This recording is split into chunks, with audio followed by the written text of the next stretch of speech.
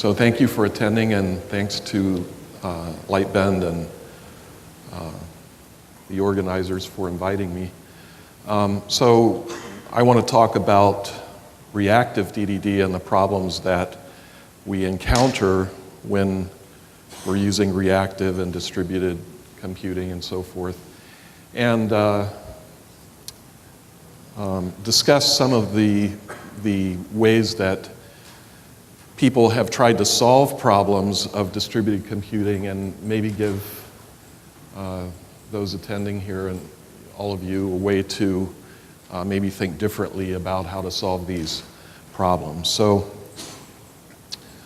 what I want to talk about first is domain-driven design, and what I think really matters about domain-driven design, especially in my times of being together with Eric Evans and hearing his emphasis. We want to sort of not put too much emphasis on the tactical modeling. I think, like Jonas said yesterday in his keynote, we don't want to give a lot of thought to the structure, or a lot of importance maybe to the structure. We may think about it, but that shouldn't be where our focus is. So the real essence of domain-driven design is using the bounded context and modeling a ubiquitous language inside. And of course, as you see immediately, the ubiquitous language is reflected as some form of structure because there is a domain model. But we have a boundary around this model, and so we know that everything inside the model has a consistent meaning. That is what domain-driven design is essentially about. So what we do is we learn to speak as a team, a ubiquitous language, and then we reflect that ubiquitous language in a model. Now, there are various ways to model the ubiquitous language. Traditionally, it's been an object-oriented approach, or at least class-oriented approach with objects and an object model. But you can also model with functional programming. Maybe your data is represented in records or structs instead of represented by objects, which means also that you have some flexibility of which functions you may have operate on the record or structure within a functional language. What I am going to focus on today, which I'll mention, is actually an object approach, which is using actors. Okay. Another very important part of domain-driven design is context mapping. So this is where you recognize that when you put the emphasis on a small bounded context, or a relatively small bounded context in ubiquitous language, you'll always have multiple bounded contexts in your system level solution. So what do you do about that? Well, you have to understand the relationships that exist between bounded contexts. And a lot of times our minds, immediately sort of grab hold of the integration, the technical focus of the relationships between bounded contexts, but that is not the only thing that context mapping is about. It actually has a lot of concern with the team relationships. So the people situations that exist between bounded contexts. Now, when you're using a microservices approach, you have some flexibility with the granularity of your microservices, but don't forget that with DDD, the ubiquitous language really is the most important part, and it rules. So you may have a contextual boundary around the language and yet decide, for whatever reason, to deploy pieces of the ubiquitous language in smaller units for scalability purposes or the like. But as a first approach, you may find that it's most convenient to design a microservice as a whole bounded context and deploy the whole bounded context together, because it will save you a lot of cognitive dissonance when you are dealing with the number of services that you're first implementing, and the number of services can greatly overwhelm those who are not familiar with dealing with hundreds or even thousands of moving parts simultaneously, and trying to manage those, administer those, monitor them, and so forth. So I think that context mapping and bounded context is very significant, extremely important, and I think that Eric's work reflects the fact that DDD was far ahead of its time, because back when Eric first codified the patterns of domain-driven design and the strategic approaches, a lot of projects were based on monoliths. And even in the case of monoliths, DDD still gave you the opportunity, or the tools, the strategic tools to use to organize the monolith in such a way that it was still disconnected among the various models within the monolith. So even recognizing that there are multiple models within a monolith. And I think what has gotten most monoliths into the situation of a big ball of mud is the very fact that those modules are not recognized, or the different models within a monolith-based system is not recognized as having different models. And so there's this tangle where you actually have a bunch of implicit models, but they don't stand out visually and logically explicitly to the team, because they all depend on each other, and you get into these sort of whack-a-mole issues where you're trying to tackle a problem over here and you cause another problem over here that you didn't even think would occur. So now the very fact that we're dealing with distributed systems primarily these days, and reactive systems, what would you say that this is an illustration of? Is it a cellular level picture, or is it a cosmic level picture? Could be either one. So, if we zoom in powers of 10, maybe it would help us to realize the complexity of the systems that we're dealing with. I would say maybe this is actually more like a cellular level, or within a microservice or a bounded context, because there could be a trillion cells or so within, or a trillion atoms, I should say, within a cell. And if we think of the cell as being, kind of the microservice, then, the whole system is made up of multiple cells, or, perhaps that's one way of thinking about it. But now when we zoom in and out, we have complexity everywhere, right? We have uncertainty everywhere. How do these systems that we see either in the sky or zoom into with a microscope even work? How does that, happen? And Helena gave a nice talk a while ago, a few hours ago, that made me kind of think of the biological systems that she was considering. And when she asked, what can we do to make computer systems more robust, the bigger they get, the more fragile they get. And yet with biological systems, the bigger they get, the more stable they are. And I was thinking that probably if we could do away with network partitions and crashed hard disks, that would probably help a lot. So I don't know that it's actually initially a hardware or a software problem that we're dealing with, and yet it's probably up to us as software developers to deal with that. No, not even probably, it is.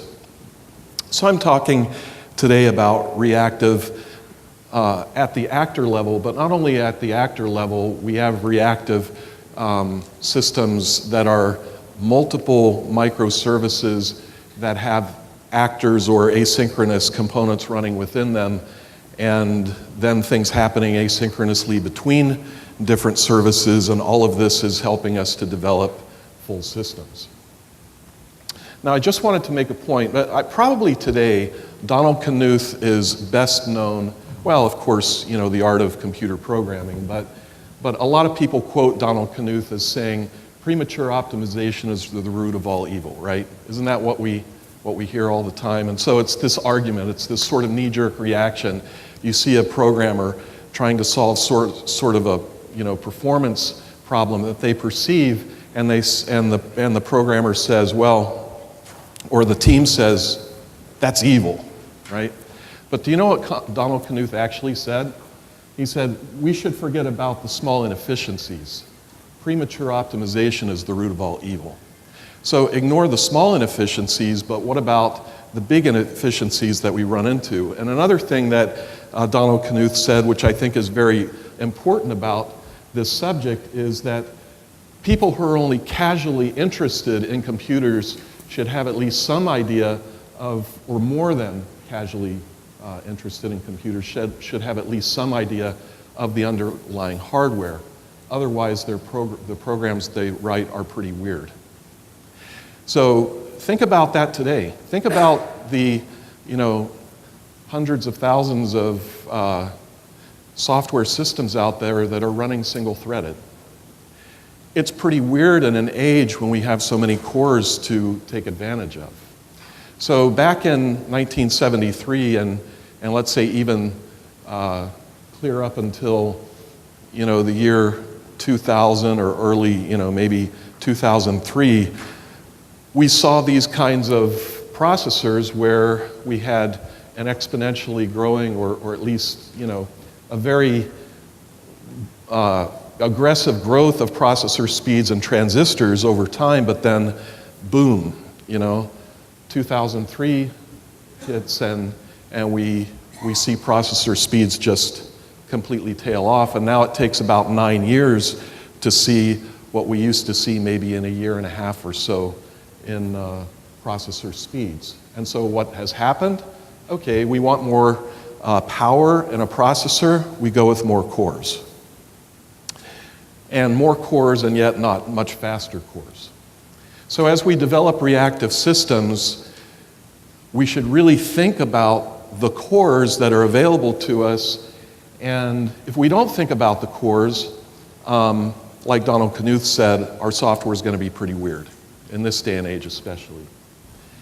Now, okay, we pay attention to the cores, we start using actor model, we start publishing domain events around for other microservices within our system solution to react to, and welcome uncertainty, right? We've now created this recipe for utter confusion, you know, even a system that is dealing with entropy because we just can't figure out how it should be working or what's going wrong with it.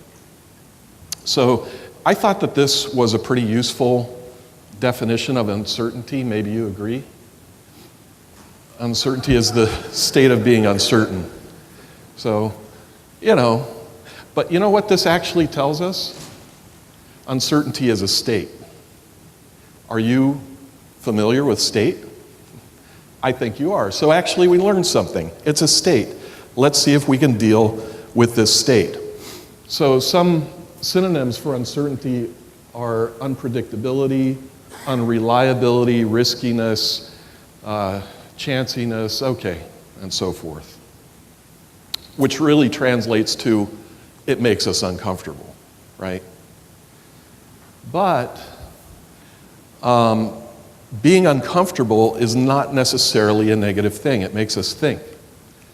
So this is what we're used to, right? How many here have, say, more than 15 or 20 years of experience writing software? Almost, well, a lot, okay? So, like, you know, sometimes I don't like to admit this, but I've been developing software for 35 years or so, and I know that there are people in the room who have even done more years than that writing software. And in fact, there's one gentleman here today who wrote software like complex things in assembler, like churned out assembler code. Right? Do you imagine yourself churning out assembler code these days? Talk about uncertainty, right? I wrote enough assembler to get by when I really needed something to perform, or I had to access some registers or interrupts or something that I couldn't get to. I wrote some assembler, but I wanted to stay in C myself. But we've become addicted over the years to this kind of software where we have a client that accesses a server. And I don't mean a client as in a big, subsystem. I mean, and a server that's a subsystem. I'm just talking about two objects.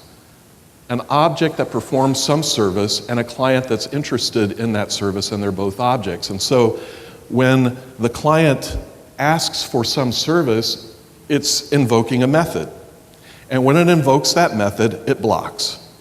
And that makes us feel good, right? We're like, ooh, I know that something's going to go on underneath there, and after it's done, I'm going to get control back, and it just feels good. Either I get some sort of good completion or exceptional situation or error return or something, but I'm comfortable with that. So that's part of our addiction. Another part of our addiction is total ordering, right?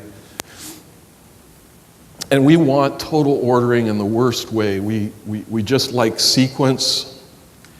Another addiction is, full locks and atomic transactions on databases. It just makes us feel comfortable. How many here have used Cassandra? Whew. So this just doesn't work, right? Anymore. So we're dealing with uncertainty, even maybe when we're writing sequential blocking programs, we're still dealing with uncertainty because one Cassandra node can be, flush with the data that we've just put in it, but however many nodes are in that Cassandra cluster may not be up to date yet. And so query one of those other nodes, and you may not get what you're expecting to see. So uncomfortableness can be healthy, and it's okay to feel uncomfortable, but we need answers. We need things that we can work with. So part of what we need to do is adjust our perception. Do you know what this is? Anybody have an idea? If you cross your eyes a little bit and sort of gaze maybe slightly away from it and blur your vision, you might see that there's a shark, a 3D shark in the middle of that image. It could be, I don't know, out of proportion, or maybe even the white surrounding it is preventing you from seeing it, but there is a 3D shark there. You can teach yourself how to see that 3D shark. It might happen immediately. Does anyone here see it right now? Okay. But some of you are going like, no way, there's no 3D shark there. There is. But you have to teach yourself how to see that 3D shark. And so you have to teach yourself to deal with uncertainty, non-blocking. Data sets that are eventually consistent. And I think that perception, that autostereogram that you just saw, is kind of like the modern processor. The shark is cleverly hidden, the 3D shark is cleverly hidden within a 2D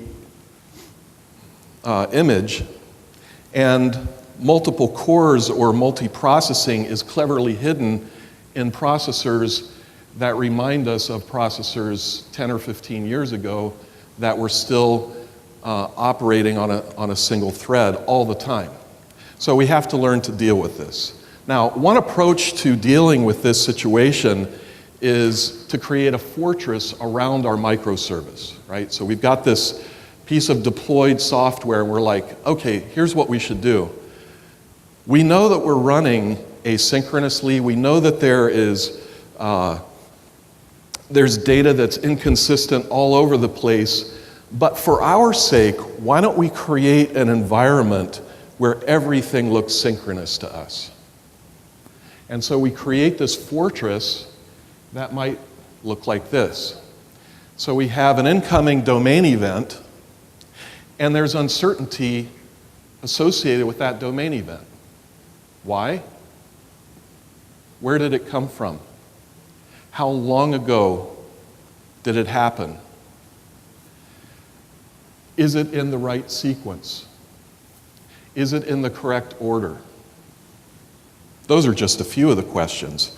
And so we try to create this infrastructural armor or fortress around our cell, so to speak, and we say, we're going to make everything happen synchronously here, and we'll protect ourselves. Here's one way. So the de-duplicator, right? Maybe first thing that we do is we go through the de-duplicator, and even though we are seeing maybe the events arrive in the correct order, maybe there are duplicates. Okay, so it passes through some fortress level component, and that fortress does some persistence that is sort of a look aside that says, now every event that comes in, I'm going to check this fortress aiding database instance for the existence of that domain event. If it's already arrived, then I just won't pass it through. Or the resequencer. The resequencer says, okay, I acknowledge the fact that events may arrive out of order, but what we're going to do is reorder them, no matter what, right? So event 1 will arrive first. Event 2 will arrive after event 1. Event 3, and so on. Okay, again, in this situation, you've got this look-aside database that you're using to resequence, but what actually happens in this case? Not only is the software slower, but in the case where event 1 is not showing up in the expected sequence, look at what you're doing. You're withholding events 2, 3, and 4 from the heart of the system, your domain model. So what do you do about these things? A lot of us want to say, you know, this addiction says, stop everything, okay, I'm ready now, right? Stop everything. You know the problem with stop everything, I'm ready now? There is no now. And I have to announce to you that there's an urgent global bug out there that's running rampant, okay? It's worse than the billion-dollar mistake of the null pointer. It's worse than Heartbleed. It just doesn't exist. If you've ever seen Nacho Libre, right? Nacho says to Steven, "It is a lie, Steven," right? There is no now. Local time just simply doesn't exist. So don't be fooled by this. So another definition for uncertainty is having a second thought. So let's have a second thought about uncertainty. And then I have to say, you know, I said this some time back, and people really liked it. I just thought I was being kind of silly, but I said, look, distributed systems are here to stay. If you don't like them, change careers. Maybe open a restaurant. If you open a restaurant, you're only going to be using distributed systems. You won't be developing them anymore. So think about that. But why does uncertainty matter? Uncertainty matters because we do have cores. Uncertainty matters because the cloud matters. And you know, it may be surprising to you that you know, you may be tempted to think that we're Google, we're Amazon, we are, you know, eBay, we are, and you know, the list goes on, we're Netflix. Maybe you are Netflix, by the way. Maybe you are Amazon and Google and so forth. But some companies just don't need the tremendous scalability and throughput, but they still have to deploy to the cloud. They still need microservices, And one reason that I see happening is organizations no longer want to continue to fund dedicated teams to monoliths. Hire 10 people or 20 people to develop this monolith on a continuous basis. They just don't want to do that. They want developers to be able to move around, and they don't want the blocking that happens between, in essence, multiple teams on a monolith. They want these developers to be able to move forward quickly. So the cloud matters, even if you're not processing, 1 trillion transactions every how many months. So microservices matter. Latency matters because we're all on the network, right? So we need to embrace latency. We need to embrace the fact that IoT is a real thing. We have devices everywhere, and we're completely uncertain about their state. Even after we receive some indication of their state, we're uncertain about their state since we received or were notified about that. And all of these things are inexpensive. Now, when getting into reactive programming, let's say actors, and let's say that sender is an actor and the receiver is an actor, and we're sending an asynchronous message to that receiver. One thing that Jonas said yesterday, again, about the situation with not giving too much attention to structure is, the fact that we can perceive that we're creating high quality, good design, well-designed software. Do you know the problem with using solid and so forth is that when we get so focused on the minutia of single responsibility principle and Liskov substitution principle and open-close principle, you know all those things, right? I'm not knocking them. I'm just saying when that's our primary focus, our software may be well designed and yet completely miss the needs of the business, which actually makes it a bad design. So that's why I like to differentiate good design and effective design, because you can use solid to design solid software and yet not have effective design that meets the needs of the business. And so what in the world is this MA thing? Well, you can probably go out to YouTube and listen to some presentations by Alan Kay, the inventor of the Smalltalk language. And Alan Kay says that really what he meant for objects to be were these cellular components in which messages were exchanged. And the important thing about the object idea is the ma. That's Japanese for the space between. What are the messages that actually are exchanged or sent between objects? And so Alan Kay actually said, the actor model retains most of the important ideas that I thought were necessary for the object idea. So actor model fits. So think more about the objects and their names and the messages that go between them. It's the outer communication. It's the ma. It's not the inner design of this intricate object that just, okay, it's solid, but what does it mean to the business? Do you want business people to focus on the solid design, or do you want them to focus on the interactions between the cellular objects? So, are they event-driven messages? Are they command-driven messages? I think that it's important to think about commands and events because, as Jonas said, a command expresses an intent which may not actually be honored, while an event represents a happening, something that occurred. It's a fact. You can't, you can decide to dismiss it or ignore it, but you cannot dispute the fact that it happened. So this is an important differentiation. But if you don't get the messages perfectly correct, as in dividing commands and events perfectly, then just call it message driven. Just use messages that make most sense. And then as you learn more about domain driven design, then clean those up and make them more meaningful.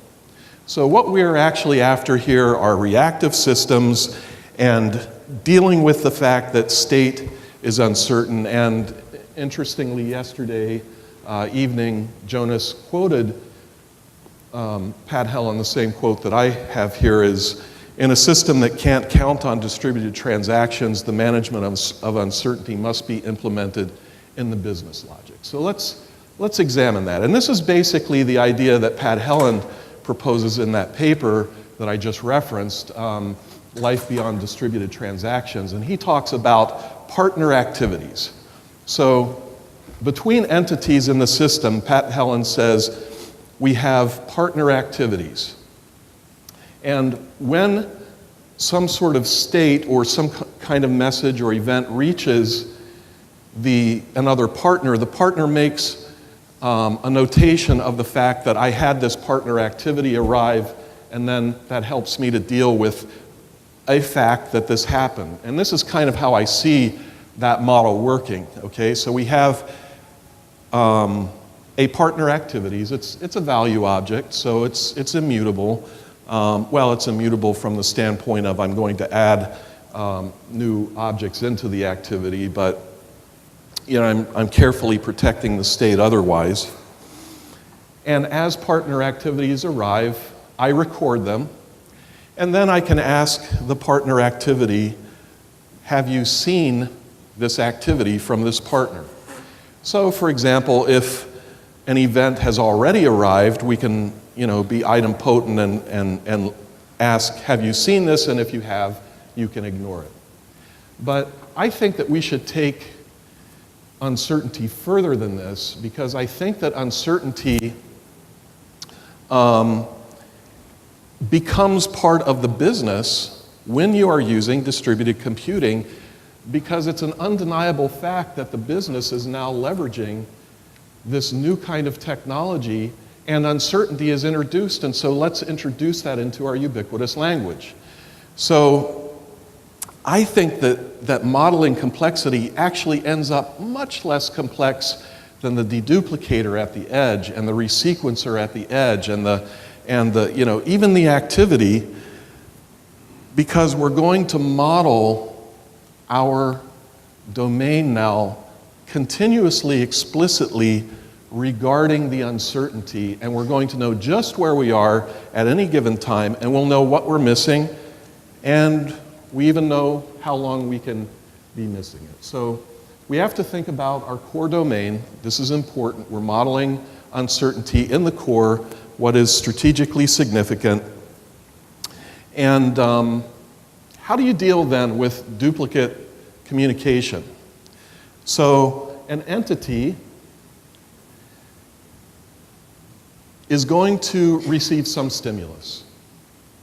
How does this happen?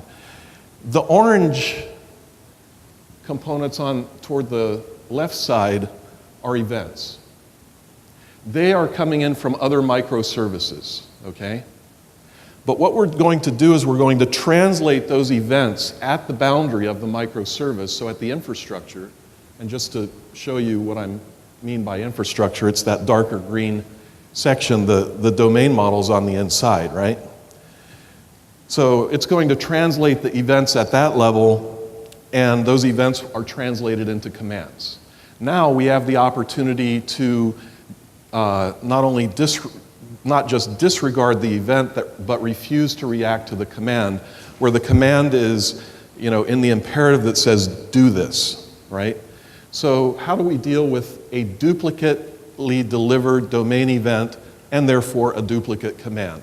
When it reaches the entity, we simply keep a state that says the entity has already seen this impact or this cause on the entity, and therefore we can safely ignore the second, but still we're emitting one event on the right side, not two events. We don't want two events, because two events is a lie, or a bug. We should not have seen it.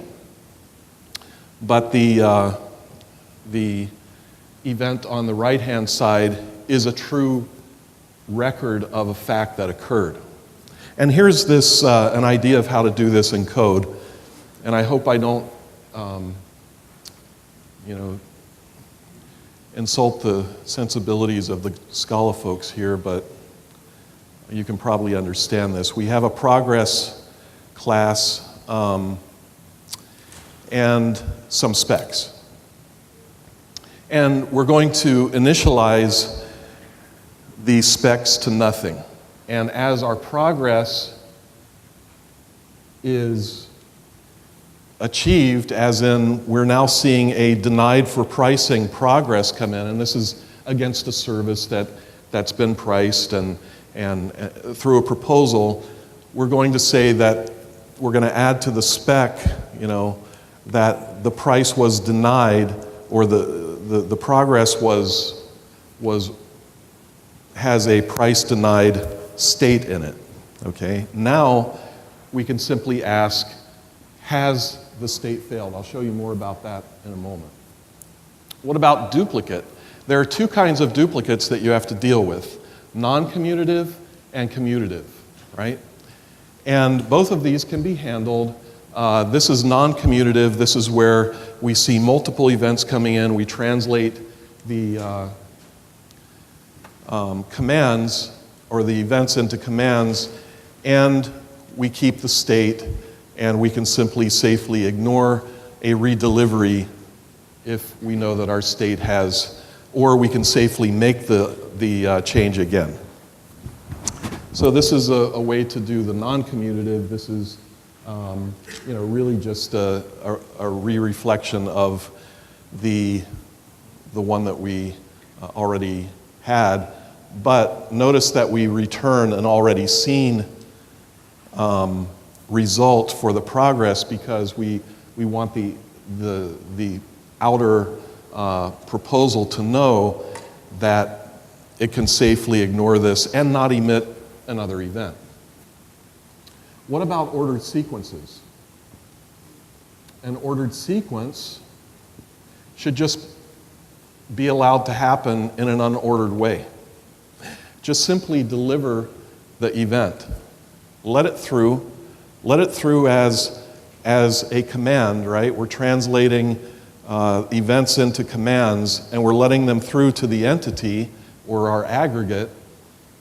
And we simply know now that our sequence hasn't completed. We don't have an entire state, but we have the opportunity to control the fact that we know that we don't have a complete state. We're not going to carry out the next step of the system until we see the complete state, but we're completely unconcerned with sequence. In essence, we're creating a very simple resequencer, but without dealing with the complexity of when things arrive and so forth, or even having business logic built in to the infrastructure to understand that these three events have to be sequenced in the proper way. So we're keeping the business logic central, again, in the heart of the software. And this is how we can deal with sequences. We can ask, after the proposal after we have a new proposal out of the pre-existing proposal, we can ask the proposal, are you completed? Which means completed is either accepted or unaccepted, and unaccepted is a progress that is acceptable, and unacceptable. Actually, there's a bug in the last line there that should be is unacceptable. And we can do things even like, what about just looking for the closest resource that we may be dependent on? Like, we need to ship a product from a warehouse. What is the closest warehouse to the individual that's ordered the product? Well, we can see that by the distances that arrive in some order. And so if we've broadcast out the opportunity for warehouses to say, yes, we have this, then we also get a distance indicator that when we receive all the distances, then we can make a decision of obviously the one that's 0.5 miles or kilometers away is the one that we're going to use. And so we can ask, the distances, which is closest from the proximity locator. But notice that we're using a ubiquitous language, right? This actually makes sense to the business because this is what the business has asked for. Multiple choice, first or fastest. So it doesn't matter in some cases which is the closest. We just want to know which one is able to most quickly fulfill some responsibility that we would like to delegate to it. In that case, we simply dispatch on the first arriving event, which is translated to a command. And again, we have a proximity locator, which is first, right? So all this aligns with the business and the business language for this particular domain model. And we even have the ability to know that if an entire process, it remains uncertain for a specific period of time, then we know that we can deal with that, and we have a full understanding of where the system is according to the domain model, rather than trying to figure out from the infrastructure what went wrong. Okay? And sometimes this comes down to a process, a business process, where the process manages incoming events and emits commands, which is kind of the opposite of a typical entity or aggregate. But, and in some cases, actually, you can model the process as an entity itself because you want the entity to be recoverable if it is, in this case, command sourced rather than event sourced. And now, if there's a crash in the individual component, or the node goes down, or the shard goes away, or whatever happens, that this process manager can be reconstituted and can resume where it was before. And so this helps us to deal with and model uncertainty. So all of this is time-based. We have to know, what time significance is there to all of these things happening. And you know what? It's important not to assume too much as developers. The previous speaker said, don't be afraid as developers to try things out, And I don't disagree with that. Obviously, we have to try things out. But the first thing I want to say is the time heuristic that we choose for, is this process timed out? Has it failed because it didn't happen, it didn't finish in time? It's not your job. That's the job of the business, and that is part of what domain-driven design is all about, is allowing the business to guide you to determine this.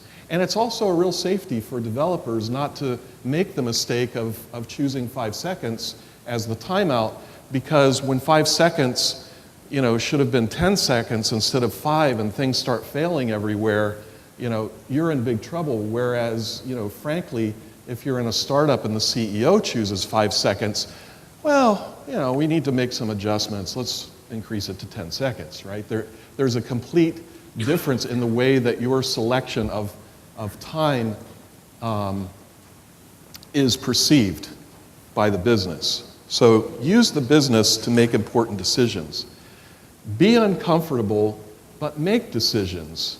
And when you see that you need to have the business's input, get the business's input and help them to make decisions by uncovering where decisions need to be made.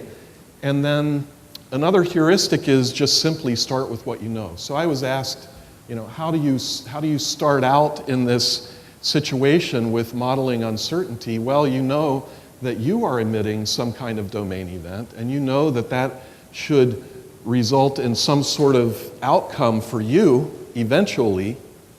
And so start with that, and then talk with the teams that are, or other team that's working on another microservice that you're dependent on, and discuss these things, and you eventually, through a careful design, work your way through to certainty about what at least is needed, although you will still have to deal with the uncertainty that it may not happen, or it may not happen in the time frame that you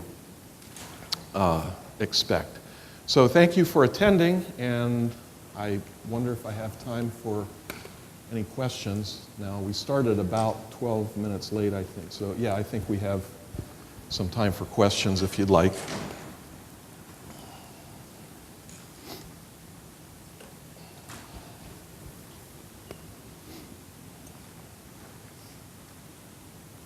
All right. Thank you for attending.